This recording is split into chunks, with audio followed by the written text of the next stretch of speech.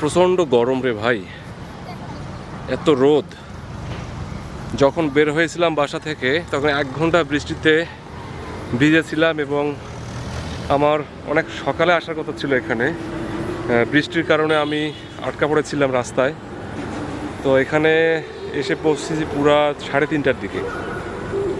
3:30 থেকে টেনশনে পড়ে গেলাম যে 2 ঘন্টার মধ্যে আমি কি এক্সপ্লোর করব তিস্তা তিস্তা ব্যারেজের।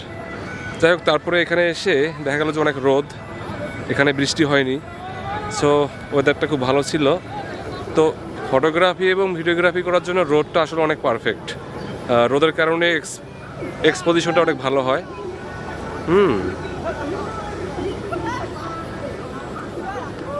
সুন্দর।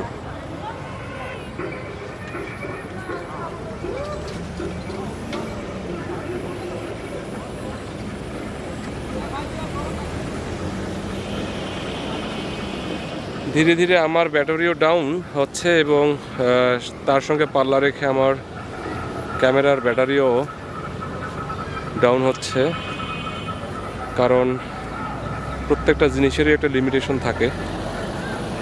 তো এখন ব্লগিং বাদ, এখন পেটে কিছু মালপানি দিতে হবে।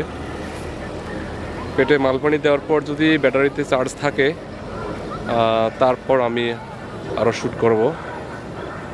তো এই পর্যন্তই, ধন্যবাদ।